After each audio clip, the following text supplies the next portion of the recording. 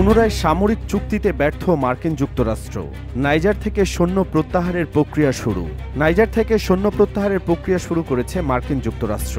মার্কিন যুক্তরাষ্ট্র এবং নাইজারের মধ্যে সামরিক চুক্তি বিষয়ে পুনরালোচনা করার চেষ্টায় ব্যর্থ হওয়ার পর এই পদক্ষেপ নেয় দেশটি। ক্ষমতাসীন সামরিক জান্তা কর্তৃক নিযুক্ত নাইজারের প্রধানমন্ত্রী আলী লামিন ডেইন এবং মার্কিন উপরাষ্ট্রপতি কার্ট ক্যাম্বেলের আলোচনার মাধ্যমে আমেরিকান সৈন্য প্রত্যাহারের সিদ্ধান্তটি নেওয়া হয়। উভয় দেশ সৈন্য প্রত্যাহার প্রক্রিয়া শুরু করতে সম্মত হলেও সৈন্য প্রত্যাহারের জন্য কোনো নির্দিষ্ট সময়সীমা উল্লেখ করা হয়নি। তবে সৈন্য প্রত্যাহার প্রক্রিয়াটির সমন্বয়ের জন্য খুব শীঘ্রই একটি আমেরিকান প্রতিনিধি দল পাঠানো হবে বলে জানা যায়। নাইজারের স্থানীয় বেশ কিছু জঙ্গি গোষ্ঠী আল কায়দা এবং ইসলামিক স্টেটের অনুসারী।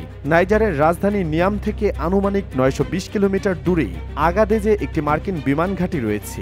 এই বিমান ঘাঁটিটি ওই অঞ্চলে ড্রোন এবং বিমান চালনা নজরদারির পাশাপাশি অন্যান্য সামরিক অভিযান পরিচালনায় গুরুত্বপূর্ণ ভূমিকা পালন করে আসছিল। 2013 সালে নাইজারে মার্কিন সামরিক অভিযান শুরু হওয়ার পর থেকে মার্কিন যুক্তরাষ্ট্র নাইজারের সামরিক প্রশিক্ষণের জন্য কয়েক মিলিয়ন ডলার সহ যথেষ্ট সম্পদ বিনিয়োগ করে। সৈন্য প্রত্যাহারের সিদ্ধান্তটি সাহেলের নিরাপত্তা অভিযানের ভবিষ্যৎ এবং আঞ্চলিক স্থিতিশীলতার বিষয়ে অনিশ্চয়তার ইঙ্গিত প্রদান করে।